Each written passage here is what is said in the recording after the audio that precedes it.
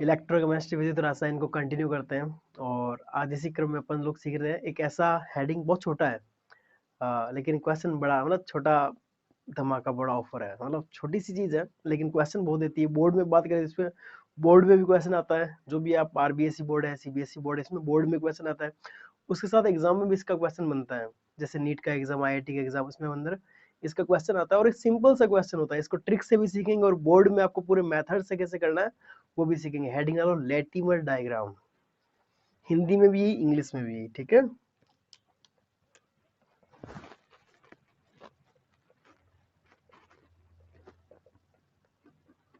नाम से तो ऐसा लग रहा है चलो कोई डायग्राम है बहुत बड़ा डायग्राम नहीं इसमें कोई डायग्राम नहीं बनने वाला ऐसा नहीं कोई बहुत मैं अलग अलग कलर के पेन मार्कर काम में लूंगा एक बहुत अच्छा डायग्राम बनने वाला ऐसा कुछ नहीं है इसमें सिंपल सा एक अपन एक अरेंजमेंट लिखेंगे ऑक्सीडेशन स्टेट का वो भी डिक्रीजिंग ऑर्डर में और इसके बाद इसमें आरपी की वैल्यूज लिख देंगे इतना सा काम करना है दो ही काम करने हैं क्या जो एलिमेंट इसमें क्वेश्चन क्या बनता है बात करेंगे इसके एप्लीकेशन में आएगा लेकिन एक छोटी सी पहले चर्चा बताओ ये डायग्राम है क्या ऐसा ना सोचो यार ये डायग्राम बनाना बहुत बड़ा ऐसा कुछ नहीं है आपको क्या करना है जो भी स्पीसीज दे रखी है उसको आप ऑक्सीडेशन स्टेट के डिक्रीजिंग ऑर्डर में रखना है और उनकी आरपी की वैल्यू रख देनी क्योंकि डिक्रीजिंग ऑर्डर में रखोगे तो इलेक्ट्रॉन लेने पर ही बनेगा वो डिक्रीजिंग ऑर्डर मतलब उसके ऊपर उनकी आरपी की वैल्यू अब सर कौन सी लिखनी है सारी ऑक्सीडेशन स्टेट लिखनी है कुछ गिनी चुनी तो केवल वही लिखो जो क्वेश्चन में काम में आ रही है और क्वेश्चन में कौन सी काम में आ रही है वो क्वेश्चन देख के पता चल जाएगा अपने को ठीक है आ जाओ करते हैं तो पहले बता देता हूँ बनाना कैसे लेटिमर डायग्राम तो सिंपल सा स्टेप है पहला स्टेप आपको क्या करना है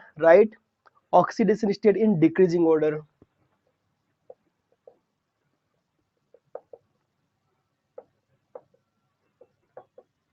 स्टेट इन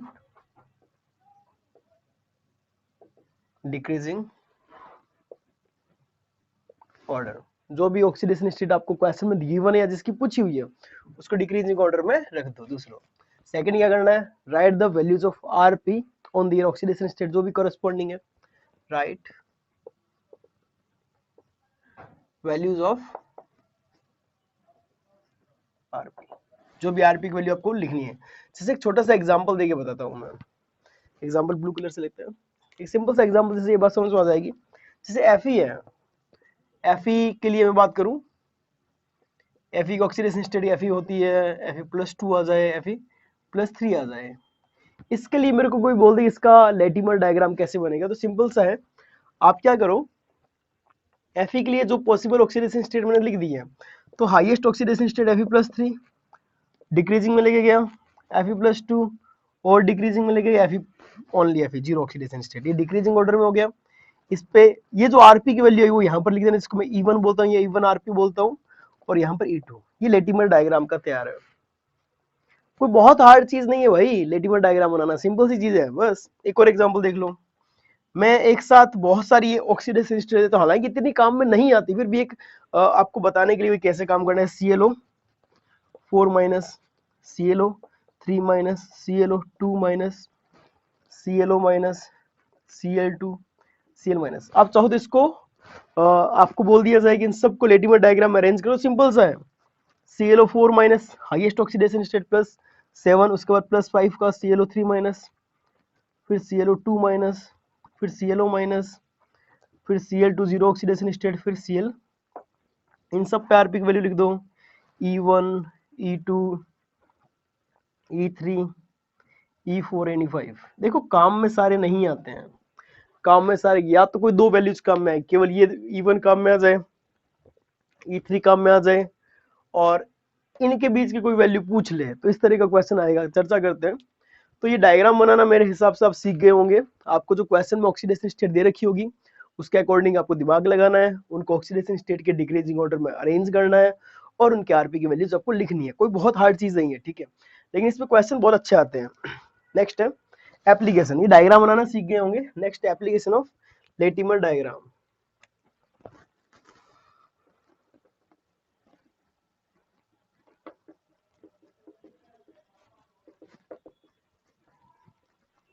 इसके एप्लीकेशन क्या है बहुत काम के एप्लीकेशन है सबसे पहला एप्लीकेशन है calculation of standard electrode potential calculation of E note सब ई नोट की वैल्यूज तो गिवन होती है ना अपन देखा है ई नोट की वैल्यू गिवन होती है फिर निकालने को क्यों बोल रहा है एक्चुअली ई नोट की वैल्यू भले ही गिवन है लेकिन ऐसी दो अलग अलग ऑक्सीडेशन स्टेट की गिवन और एक ऑक्सीडेशन स्टेट तीसरी कोई पूछ ली तो आपको निकालना पड़ेगा।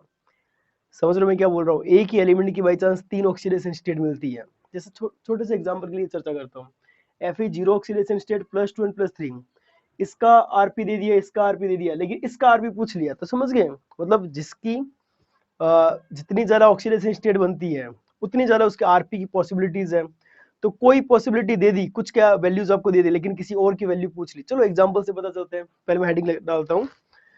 पहला एप्लीकेशन क्या है इसका? Calculation of values of RP या कैलकुलेशन ऑफ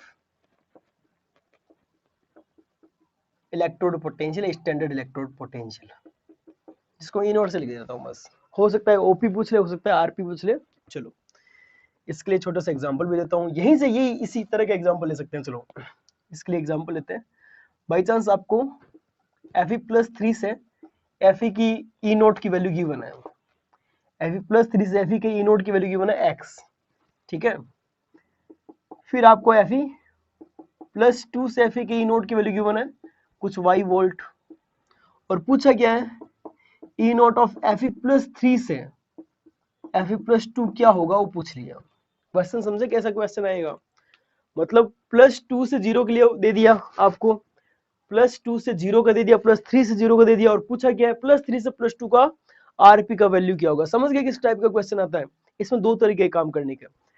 पहला तरीका आप बोर्ड के लिए करोगे, दूसरा तरीका ट्रिक से करोगे, लेटिमर डायग्राम से करोगे। तो पहले 12th बोर्ड के हिसाब से करता हूं मैं काम, कैसे करना है इसका सॉल्यूशन लिखता हूं।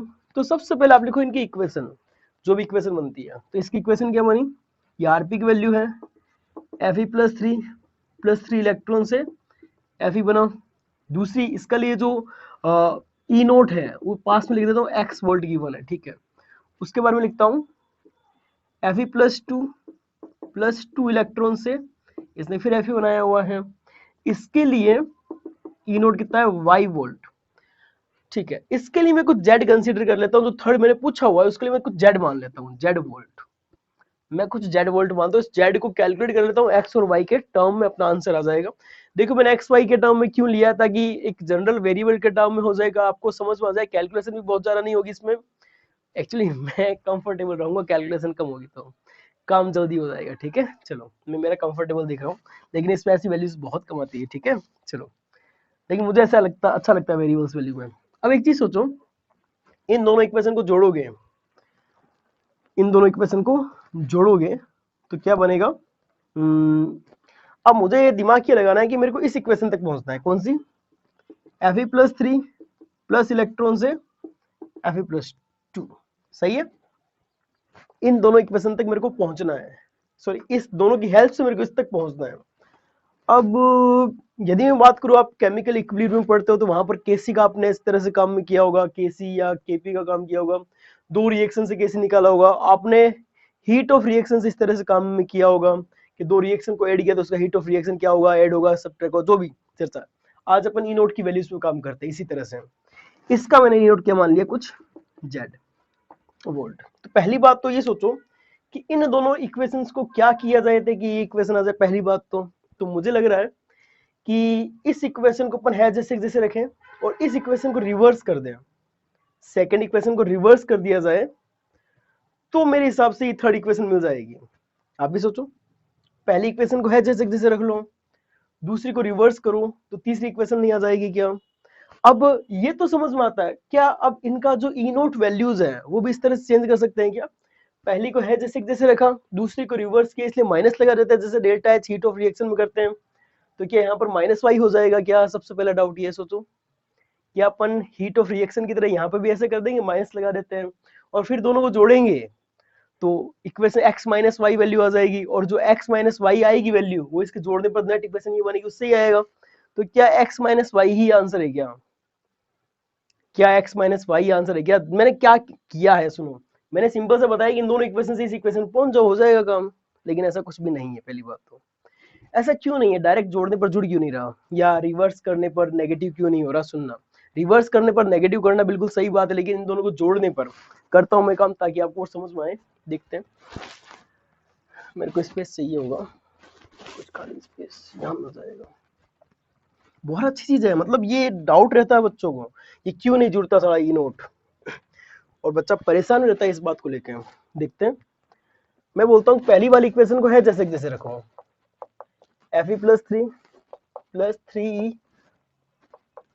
गिव्स Fe, ठीक है। दूसरी इक्वेशन को रिवर्स कर दिया, इसका तो नोट क्या हो जाएगा, है जैसे कि x बोल रहा, दूसरी को रिवर्स करता हूं तो Fe से प्रोडक्ट बनेगा Fe प्लस टू इलेक्ट्रॉन। तो ये क्या, इसका ई नोट क्या, माइनस का वाई, यहां तक सही है, कोई दिक्कत नहीं। आपने रिवर्स किया रिएक्शन को तो उसका ई नोट जो है वो नेगेटिव साइन के साथ आ जाता है। यदि पहले आर पी था तो अब ओपी बन गया। इन दोनों को ऐड करो, इन दोनों को ऐड करो तो क्या बनेगा, इस Fe से Fe कट जाना है, 2 इलेक्ट्रॉन इससे कट जाएंगे इन दोनों इलेक्ट्रॉन, तो 1 इलेक्ट्रॉन बच गया। Fe प्लस थ्री ये रह गया, ये इससे कट गया, ये 1 इलेक्ट्रॉन यहाँ से बच गया। Finally Fe plus two 2 electron से कट गया तो एक यहाँ बचा हुआ है, ठीक है। तो मेरा डाउट ये है कि जो Z आएगा वो x माइनस वाई आ जाएगा क्या, डायरेक्ट इन दोनों को जोड़ दिया तो इनका ई नोट भी मैंने क्या कर दिया, जोड़ दिया। तो क्या ये सही चीज है क्या, बिल्कुल गलत, ये सही नहीं है, ये Z की वैल्यू नहीं है। पहली बात तो ये कारण क्या है, क्योंकि जो इलेक्ट्रोड पोटेंशियल होता है वो एक इंटेंसिव प्रॉपर्टी होती है, मात्रा विहीन। एक दो प्रॉपर्टी, दो तरह के गुणधर्म होते हैं, एक तो मात्रात्मक, एक मात्रा विहीन। इसमें क्या सिखाया जाता है, जो मात्रा पर निर्भर करता है, जब भी मात्रा, जैसे जितनी ऊर्जा, हीट ऑफ रिएक्शन मात्रात्मक है, मात्रा बढ़ाओगे तो जो हीट ऑफ रिएक्शन है, जो एंथैल्पी अभिक्रिया की, वो बढ़ जाएगी। जबकि मात्रा विहीन है, मात्रा विहीन अभिक्रियाओं को जोड़ने पर कभी नहीं जुड़ती। पहली बात तो ये है, जुड़ती कौन है, मात्रात्मक जुड़ती है, क्योंकि आप दो अभिक्रियाओं को जोड़ोगे तो मात्रा बढ़ गई, या गुणा करोगे दो से तो भी मात्रा दो गुना हो गई। तो इस तरह से उसका जो फर्क पड़ता है मात्रात्मक में ही पड़ता है, मात्रा विहीन में कोई चेंज नहीं होता। मात्रा विहीन में केवल तब चेंज होता है जब रिएक्शन आपने ऑपोजिट कर दी, जैसे यहाँ पर किया था। तो सर फिर कैसे करें, जब इसमें आप ऐड नहीं कर सकते, इन दोनों रिएक्शन को ऐड कर दिया तो इनका ई नोट नहीं ऐड नहीं हो पा रहा, तो फिर कैसे काम करेंगे, ये डाउट हो गया। सुनना, अपने को पता है कि ई नोट जो है मात्रा विहीन है, लेकिन जो डेल्टा जी होता है, डेल्टा जी नोड जो होता है, ये भी एक गिब्स फ्री एनर्जी, जितनी भी ऊर्जाएं होती है वो सारी मात्रात्मक होती है। तो क्यों ना मैं डेल्टा जी से सारा काम कर लूं, क्यों ना मैं डेल्टा जी को जोड़ दूं इनके, तो काम नहीं हो जाएगा क्या, बिल्कुल सही, मैं इनके डेल्टा जी से काम करूंगा। तो इसका डेल्टा जी क्या आ जाएगा, delta G not is to minus का एन एफ ई, माइनस का एन, एन क्या होता है इसका वी एफ थ्री हो गया, एफ फेराडे की वैल्यू, ई पोटेंशियल की वैल्यू, इलेक्ट्रोड पोटेंशियल जो एक्स हो गया, और यहाँ पर डेल्टा जी लिखता हूँ, इसका डेल्टा जी कितना आ जाएगा, ये खास स्टेप है, डेल्टा जी जुड़ सकता है, इसका डेल्टा जी नोट कितना हो जाएगा, इसका वीएफ कितना आ गया, 2 इलेक्ट्रॉन का जैसे 2 आ गया वीएफ, और माइनस का NF minus F into minus का वाई। तो ओवरऑल के लिए डेल्टा जी नोट की वैल्यू कितनी हो गई, इसी के लिए लिख रहा हूं 2f(y), समझ गए। और यदि बात करूं मैं इसके लिए, इस इक्वेशन के लिए, तो इस इक्वेशन का मैंने ई नोट क्या माना, जेड वोल्ट माना, ठीक है। इसका डेल्टा जी नोट कितना आ जाएगा, इसमें वीएफ 1 है, माइनस आगे लगेगा ही लगेगा, एफ ई कितना है, जेड, तो इसके लिए आ गया। अब मैं क्या बोल सकता हूं, इनका जो डेल्टा जी है, इन दोनों को डेल्टा जी जोड़ने पर ये नहीं आएगी कि रिएक्शन एड हुई मात्रात्मक राशियां जोड़ सकते हो तुम। तो इसको डेल्टा जी वन, मतलब वेरिएबल्स की वैल्यूज दे देता हूं, मतलब नाम लेता हूं, ये डेल्टा वी जी वन, ये टू, ये थ्री।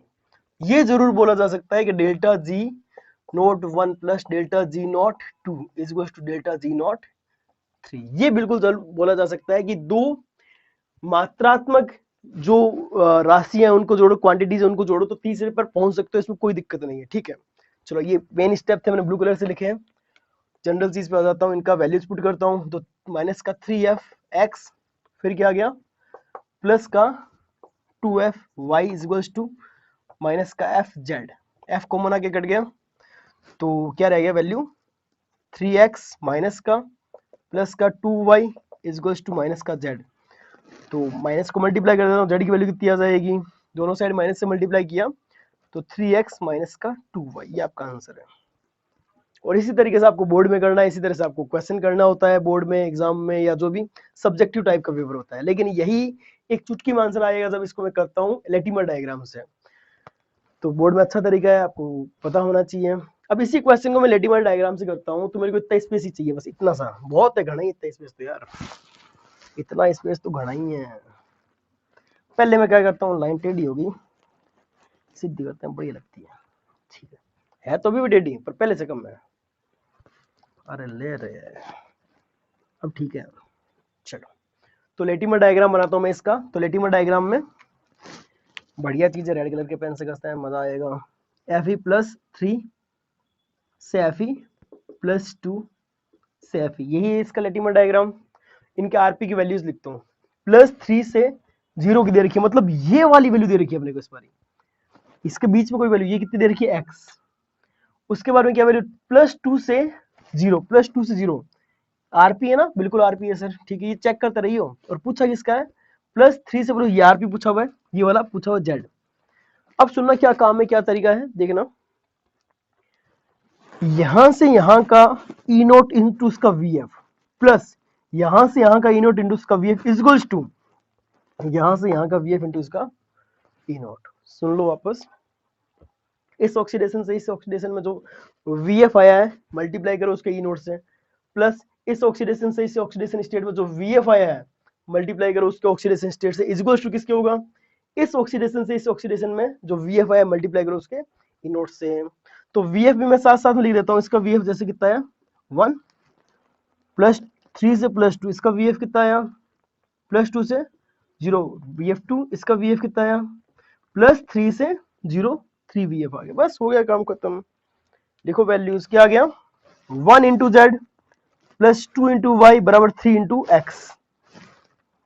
तो क्या आ गया 1 इंटू जेड, कैसे, इन दोनों को मल्टीप्लाई किया, +2 into Y 2 into Y is equal to 3 into X. तो जेड क्या आ गया 3x माइनस 2y। साफ लिखता हूं, थोड़ा मैच कर ले 3x minus 2y 3x minus 2y, एक स्टेप में आंसर आया।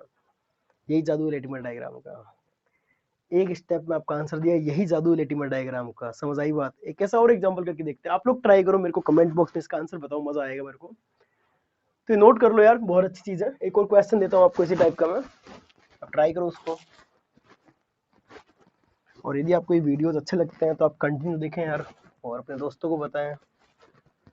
बढ़िया चीज़ें, मैं कुछ और अच्छा प्लान कर रहा हूँ, कुछ नया करने का, लेकिन ये आप सब लोग बढ़िया से देखो, सबको बताओगे इस तरह से, बहुत बढ़िया से पढ़ाया जा रहा है तो मज़ा है यार। जो ज़रूरतमंद है, जहाँ तक नहीं पहुँच पा रहा है कोचिंग की पढ़ाई यार, वहाँ तक पहुँचाओ, इससे मज़ा आया।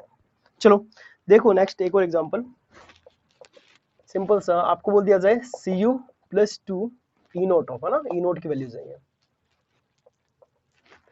ई नोट ऑफ Cu+2 से Cu plus is equal to given है x, E not of Cu से Cu+2 गिवन है आपको y, और पूछा हुआ क्या है ई नोट ऑफ Cu से Cu प्लस। ठीक है, ये पूछा हुआ है, इसका वैल्यू क्या होगा।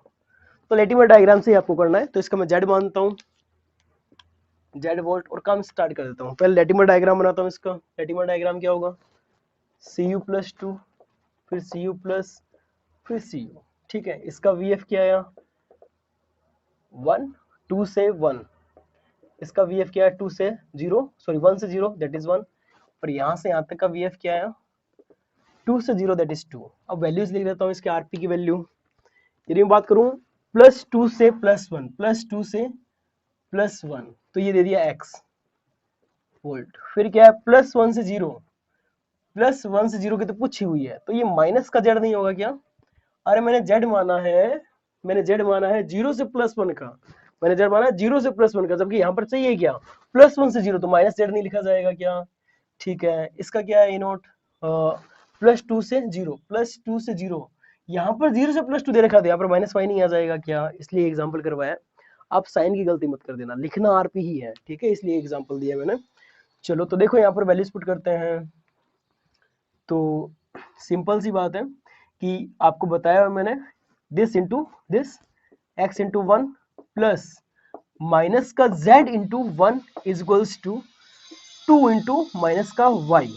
सही है, तो यहाँ पर अपने को z कैलकुलेट करना है, तो z इस साइड आ जाएगा, तो x प्लस 2y आपका आंसर। ठीक है, तो इस तरह के बहुत सारे क्वेश्चन आते हैं, आप लोग प्लीज ट्राई करें, देखें, और कोई डाउट आए तो मेरे को बताएं। ठीक है, और यही जो एक वैरायटी है, जो क्वेश्चन जो पूछे जाते हैं, जो आपके सामने मैंने रख दी है, तो इस टाइप के प्लीज़ आप लोग ट्राई करें, और जो भी दिक्कत आए मुझे पूछें, और ग्रुप में जुड़े आप, जो नीचे लिंक दे रखा है। और thank you so much for watching.